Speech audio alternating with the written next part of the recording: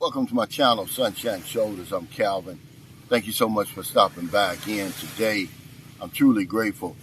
It's been a dangerous week for people on motorcycles around me. And I just thought I'd talk about this today because a lot of my viewers and subscribers are coming over here and they're renting scooters and motorcycles. They're traveling all around. And I just want to give you a fair warning to be careful.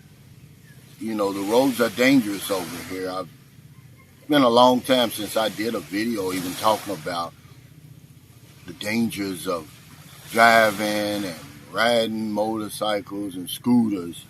Because everybody knows that the most dangerous place in the Philippines is behind the wheel of a car or a motorcycle or whatever it is. Just the other day, that would be 2 days ago, speaking to a young lady who's renting an Airbnb where I'm staying. She's from London, England, real nice lady. She's an artist and she's traveling around. And she asked me why I didn't have a motorcycle. And I was just telling her, I said, it's too dangerous for me and it's a free fall over here. It doesn't seem like there's no rules of the road. And she had a big bandage on her hand. I was like, where's that from? She said, well, I fell on my bike last night. And she said, I got to start taking it a little bit more serious because these scooters seem like toys to me. Well, that same night, Say was run over. Luckily, she wasn't killed. Police came yesterday and took a report, I guess for her insurance claim, her insurance company.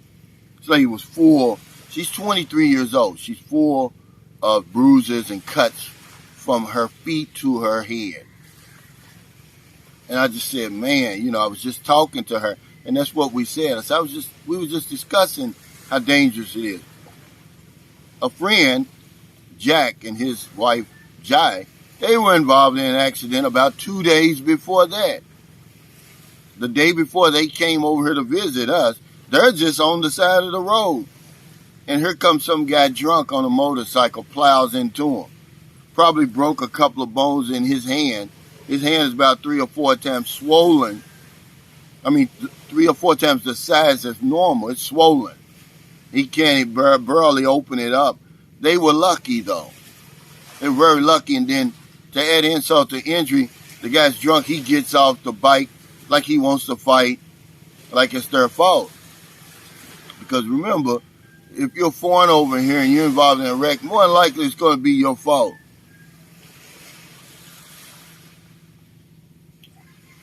And that's a fact, because the day after Jack's accident, me, Oliver, and Marilyn and Booby were right across the street at a restaurant. We're waiting for our food. And it's an accident right in front of us. But it's 2 Filipino drivers. Luckily, the only damage was to the bike. Now, they basically shook hands and, went their separate ways. Had that been me or you'd have paid for the damage of that bike. So I don't drive. I've never driven in over 14 years of coming and going to the Philippines. Never driven. And that's one thing I say I never will. It's too dangerous. People are just speeding like crazy. And that's one of the reasons the Department of Health and Safety over here says it's one of the leading causes of death and crashes over here. About a little bit over 12,000 people die every year on the roads here. But I've got an interesting article I put in the description. Please read it. It comes from the Inquirer yesterday. Goes right along to what I was talking about in this video, but I'm sure it's a misprint. Thank God it's a misprint. It says 38 children die in the Philippines every day from road crashes. But it's not true, because I did my research. And they'll probably come with some correction. There's only 12,000 people, about 12,000 people die every day. Every year here. So that would be over 13,000, about 13,300 if that figure were correct. They would make it illegal to drive over here if 38 children died every day now. Is it, maybe they said 38 children die every year, 38 children involved in road crashes every year. Because when I did my research now, one thing about children dying in road crashes is true. Children and young adults, the number one cause of death between the ages of 5 and 29, 5 years old and 29, is road crashes. Which is ridiculous, man. But people here, I'm on Secure Island. This is a result town. I mean, it's so slow that you could basically just, you don't really need a motorcycle. But people are flying, man. And I'm not talking about just Filipinos. I'm talking about foreigners, too. And they come, they don't have any shirts on. Half of them don't have on helmets. That's another contributor to the injuries and deaths over here. A lot of them been partying and drinking at one of the bars. Another leading cause of death and crashes here. It's like, you know, they don't give a damn. It's like they don't understand that, hey, man, slow that damn bike down. And it's not like they have brand new bikes. A lot of the bikes people are renting over here, and a lot of the locals are using the used. Half of them don't have rear view mirrors. And of course, Filipinos, they drive differently than we do in America. You know, I look left, I look right, and left again before I proceed. They just plow out there in the front. And then, now, Secure is a good road. But in a lot of these roads around the Philippines, there's uneven pavement. About 3 weeks ago, a gentleman in Cebu was killed. His bike, he was going probably at a considerable rate of speed. He hits that bump in the road, and it steers him in front of a truck. Of course, the truck wasn't able to stop in time, and it killed him. But I thought I'd bring this up today because a lot of my viewers and subscribers are coming over here, man. And they're renting bikes. You know, Michael Beach of Life, he decided, hey, I'm going to start riding motorcycles today. And he jumped on one. And, you know, I was just, you know, hoping and praying that nothing happens to him because he's in Cebu. Now, driving over here is a total different monster. I mean, a baby could practically ride a motorcycle here because there's no traffic. But that doesn't stop these fools and these clowns from flying down the road at 50, 60, 70 kilometers per hour, man. It's uncalled for. So I'm going to tell you to be careful when you come over here, whether you're on a bike or not. It's been a real dangerous week for people on motorcycles around me. And I just thought I'd make this video today. It's kind of like just a fair warning. You know, I'm not trying to scare anybody, but when you're on a place like Secure Island, man, where there's literally no traffic, you could put on a blindfold and walk across the street right now. People are still got those same bad habits that they have over here. Distraction, you know, I saw a guy, he's texting and riding a motorcycle. Can anything be any more dangerous than that besides texting and driving? Yeah, they call it distracted driving over here. So yeah, those are some of the leading causes. Speed, and you're going to see people going crazy, man, over here. Me and Marilyn, our very first date was over here in Secure. We almost didn't even make it the first night because she's flying on the motorcycle. I'm like, look, slow down. I mean, I was angry because I'm on the back of there. I'm like, look, you may not have any regard for your life, but I've got regard for my life. I still got people I've got to take care of. I've still got children I'm responsible for.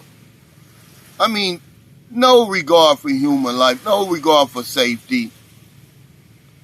And our relationship was almost done right then and there.